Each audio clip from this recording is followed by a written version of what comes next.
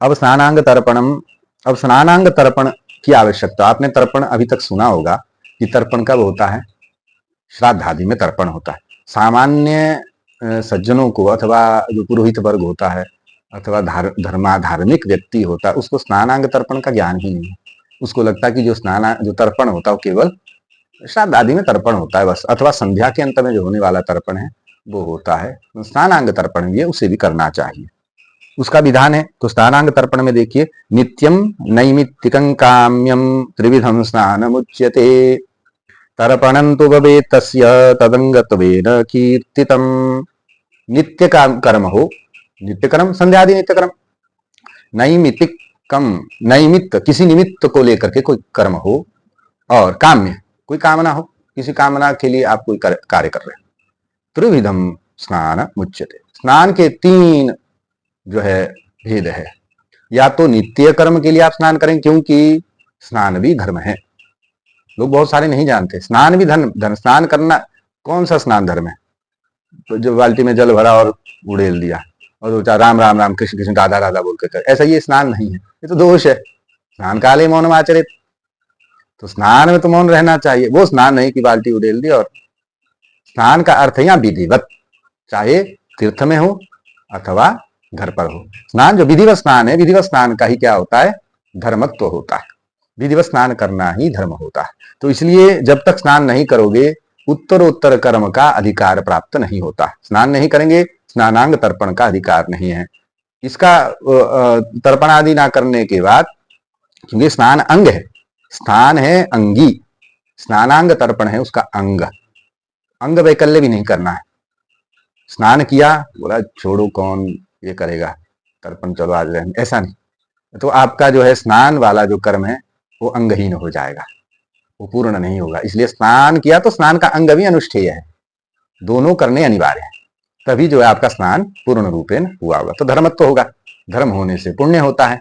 तो ये जो विषय है, इसलिए स्नान करके स्नानांग करके तभी जो है अग्रिम संध्यादि के लिए आपको जो अधिकार मिलता, तब तक अधिकार ही नहीं। ये विषय आपको जानना चाहिए। इसलिए स्नानांग तर्पण के जो स्नान के तीन प्रकार का है कि नित्य कार्य करना हो तो तब स्नान, नैमित्तिक करने कार्य करना हो तो तब स्नान करना चाहिए, और कोई काम्य कर्म कर रहे हैं तो उसके लिए भी जो है स्नान करना चाहिए। तो तर्पणं तो भवे तस्य, और उसका तर्पण भी होता है तदंगत्वेन। क्यों तर्पण क्यों होता है स्नान के बाद? क्योंकि उसका अंग है, अंगांगी भाव स्नान और स्नानांग तर्पण में होने के कारण वो करना अनिवार्य है। अंग का अनुष्ठान ना करने से अंगी की अपूर्णता होने से फल नहीं मिलेगा, ये बिल्कुल निश्चक प्रचम शास्त्रों का निर्णय है। इसलिए तर्पणम तो भवे तस्य तदंगत्वेन कीर्तन, उसके अंगत्व होने के कारण जो है तर्पण को भी करना ही चाहिए। इसलिए स्नानांग तर्पण नहीं छोड़ना, कुर्यात था सद्य था। फिर बोलना ओम ब्रह्मादयो देवास्तृप्यन्ताम, ओम ब्रह्मादयो देवास्तृप्यन्ताम, एक बार पीछे एक लिखा तो एक बार यह सब करना है। फिर ओम गौतमादयो ऋषयस्तृप्यन्ताम, ओम गौतमादयो ऋषयस्तृप्यन्ताम इति एकैकमंजलिम देवतीर्थेन दद्यात्, इससे एक एक अंजलि देनी है देवतीर्थ आगे अग्रभाग से, और उपवीत ही रखना, अर्थात जनेऊ को हटाना नहीं। हटाने का अर्थ है आपने जनेऊ को जैसे रखा सभ्य में ही रखना है, और सभ्य में रखकर जल उठाया और ये एक एक बार अंजलि देवतीर्थ से आपने देनी है। तो ये है ततो निवित्य उदंगमुखा। अब आपको ये देवताओं के लिए तो पूर्वाभिमुखी ही है। अब जब आपने निवीति कर लेना है, उत्तर की ओर मुख करना है, उत्तर की ओर मुख करके फिर आपने उत्तर की ओर मुख करके प्राजापत्य तीर्थेन, प्राजापति तीर्थ से ओम सनकादयो मनुष्याः तृप्यन्ताम, ओम सनकादयो मनुष्याः तृप्यन्ताम, दो बार बोलना ओम सनकादयो मनुष्याः तृप्यन्ताम, ओम सनकादयो मनुष्याः तृप्यन्ताम इति द्वावंजलिम दत्वा दक्षिणाभिमुखा। अब दो अंजलि देनी है प्रजापति तीर्थ से, बीच से दो अंजलि प्रदान कर। फिर दक्षिणाभिमुख प्राचीनाविधि, अब जो दक्षिणाभिमुख अपना मुख कर लेना है, यज्ञोपवीत को इस ओर ले आना, ठीक है। पितृतीर्थेन प्रतिमंत्रम त्रिवारम तर्पयेत, पितृतीर्थ से, ये वाला जो पितृतीर्थ होता है अंगूठे के मूल में, इससे जो है 3 बार देना है, ठीक है। कुशा तो रहनी चाहिए, कुशा तो अपने पास स्नान काल में रहनी चाहिए।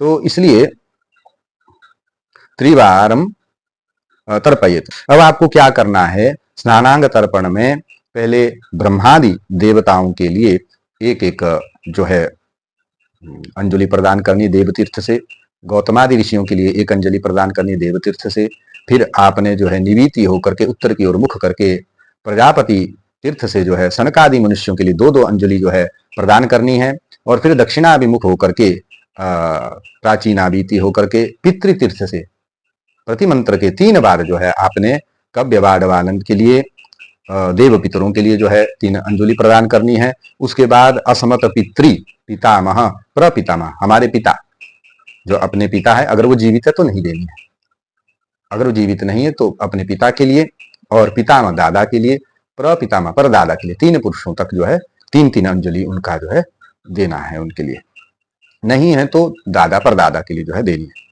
उसके बाद दोनों कुलों में दी जाती है, अपने कुल में और मातृकुल में, अपने पिता के कुल के लिए भी और अपने माता कुल में भी जो 3-3 अंजलि देनी। इसलिए असमन माता में अगर नाना जीवित हो तो नहीं देनी है, अगर नाना जीवित ना हो तो उनके लिए भी 3 बार जो है देनी। और प्रमातामह, प्रमातामह जो परनाना है, नाना परनाना वृद्ध प्रमातामह, उनके लिए भी एक साथ 3-3 बार एक एक ही पंक्ति में मंत्र बोलकर वाक्य बोलकर देनी है। फिर अंत में 3 बार अंजलि देनी है। आब्रह्म स्तभ पर्यंत, सर्व जगत के लिए तृप्ति के लिए जो है ये 3 बार आपने क्या करनी है, अंजलि प्रदान करनी। फिर तथा आचम्य, उसके बाद आचमन कर लेना।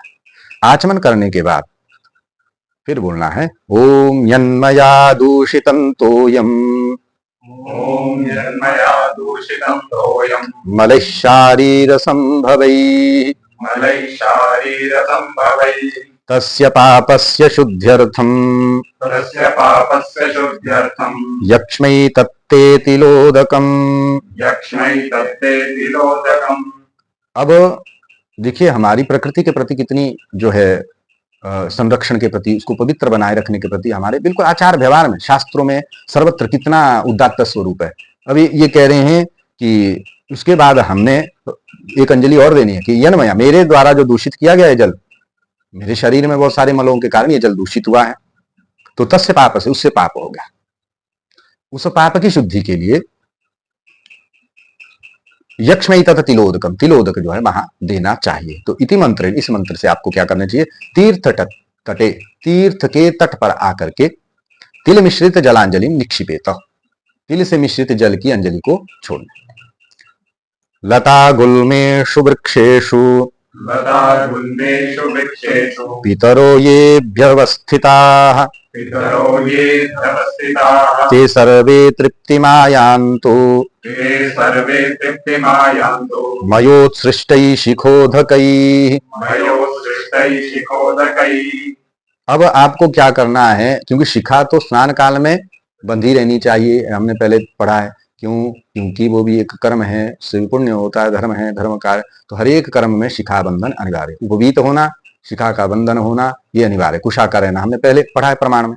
तो इसलिए ओम लता गुल्मेषु, और लता के गुल्मों में जो निवास करते हैं, वृक्षेषु, वृक्षों पर जो पितर निवास करते हैं, जो स्थित है, उनके लिए ते सर्वे तृप्तिमायन्तु, वो सभी इस जल से तृप्ति को प्राप्त करे।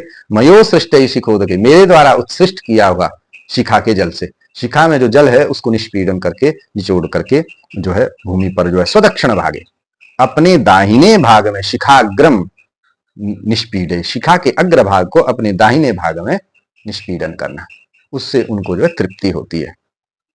फिर क्या करना, ततस्तीरमागत्य, फिर वहां से तीर पर आ जाना है, नदी का तीर हो, तट सरोवर आदि का तीर, उससे तीर पर आकर के फिर आपको क्या करना है, अग्निदग्धाश्च ये जीवा, अग्निदग्धाश्च ये जीवा, येऽप्यदग्धा कुले मम, येऽप्यदग्धा कुले मम, भूमौ दत्तेन तृप्यन्तु, भूमौ दत्तेन तृप्यन्तु, तृप्ता यान्तु पराङ्गतिम्, तृप्ता यान्तु पराङ्गतिम्। इति जलांजलिम तटे निक्षिपेत। फिर क्या करना, जल की अंजलि में तट में आकर के निक्षेप करना। क्या, अग्नि से जो जले हुए हैं जीव जो हैं, मेरे कुल में भी जो दग्ध हुए हैं जीव, भूमौ दत्तेन तृप्यन्तु, मेरे द्वारा भूमि पर जल की अंजलि दी जा रही है, वे सभी जो है इससे तृप्त होकर के परम गति को प्राप्त हो जाए। ये भावनाएं देखिए हमारी कितनी जो है अपने उन लोगों के उद्धार के लिए, वर्तमान में जी रहे हैं उनके लिए उद्धार की हमारी भावना उन्नत होने के साथ साथ जो पितृलोक में अथवा अन्य नाना योनियों में जो है भटक रहे हैं उनके उद्धार के लिए भी हमारी जो है ये उदात्त भावना जो है वैदिक संस्कृति की है। एवं स्नात्वा, इस प्रकार से स्नान आदि करके शिरो नाभ धुनीत, शिर का जो है ये धुनन नहीं करना इस प्रकार से। ना तैल बसे स्पृशे, तैल बसा आदि का स्पर्श नहीं करना है, ठीक है ना, तैल और बसा का स्पर्श भी नहीं करना है। नाम लेच्छान्त्यज पतितैहि संभाषणं कुर्यात्, उससे संभाषण न कुर्यात्, उसे भाषण नहीं कर, फिर से स्नान करना पड़े तो चुपचाप चले जाए। ततो जलाद बहिः, वहां से जल से बाहर आकर के निष्क्राम्या हते श्वेते धौते वाससी परिधाय, आकर के स्वेद अर्थात उस तट से ही आकर के जो है श्वेत और शुद्ध, ब्राह्मण को श्वेत ही वस्त्र का विधान है कि वो जो है धौत वस्त्र, और इसलिए इस प्रकार के वस्त्र देखिए रंग बिरंगे काम नहीं करना है, धौत होना चाहिए श्वेत धौत, श्वेत धौत वस्त्र होना, उत्तरीयम भी श्वेत धौत के रूप में होना चाहिए, इस पर जो है हमें ध्यान देना चाहिए। उन दो वस्त्रों को धारण करते हुए परिधाय, स्नान वस्त्र मत्रिगुणीकृत, जो स्नान के समय दो वस्त्र धारण किए थे उनको जो है त्रिगुणी करके वही निष्पीडयेत, जल से बाहर आके उनको निष्पीडन करना है, निचोड़ देना, उनमें जो जल है उसको निष्पीड तथा संध्या गायत्री आदि स्मरे इति नद्यादिषु स्नान विधि, ये जो है नद्यादि में स्नान विधि उसका तर्पण है। अब देखिए नद्यादि स्नान विधि में जो है एक विषय यहाँ दिया है कि सिंह करकटयोर मध्य सर्वा नद्यो रजस्वला, ये भी ध्यान देना है कि सिंह करकटयोर मध्य सर्वा नद्यो रजस, सूर्य जब सिंह कर्कट राशि में विराजमान हो तब सभी नदियां रजस्वला हो जाती, ठीक है। तासु स्नान न कुर्वीत, उस समय उनमें स्नान नहीं करना चाहिए। वर्जयित्वा समुद्रगाम, जो समुद्र तक जा रही हो उसमें स्नान कर सकते हैं, जो नदी अपने मूल स्थान से बहते हुए समुद्र तक जा रही हो उसमें स्नान इस समय भी स्नान करने में दोष नहीं है। परंतु जो नदियां आकर के किसी नदी में मिल करके समुद्र की ओर जाती हो उस नदी में वो रजस्वला होने के कारण उसमें स्नान नहीं करना, ठीक है। गंगा च यमुना चैव कृष्णा चैव सरस्वती, गंगा यमुना कृष्णा और सरस्वती रजसा नाभिभूयन्ते, इनको जो है रजस्वला का दोष नहीं लगता है। ये चान्य नद संज्ञा का, गंगा में यमुना में कृष्णा सरस्वती इनमें ये रजस्वला नहीं होती है, और नाचान्य नद संज्ञा, जो नद संज्ञक नदी नहीं है, भेद है ना नद नदी का, जो नद संज्ञक जो नद होते हैं उनमें भी रजस्वला का दोष नहीं लगता है, ठीक है। तो उपाकर्मणि चोत्सर्गे प्रेत स्नाने तथैव च, उपाकर्म हम करते हैं तो उपाकर्म के समय में उत्सर्ग में प्रेत स्नान में तथैव च, प्रेत के स्नान में चंद्र सूर्य ग्रहे चैव, चंद्रमा और सूर्य का ग्रहण यदि हो रजदोषो न विद्यते, तो उन नदियों का जो कि समुद्र तक भी नहीं जा रही हैं जो रजस्वला हैं, तो इन अवसरों में उनका रजस्वला वाला दोष भी नहीं लगता, ठीक है ना। ये सारे विषय यहाँ आपको समझने चाहिए, इन अवसरों पर भी उनके रजस्वला संबंधित दोष नहीं लगता है। इति स्नान विधि।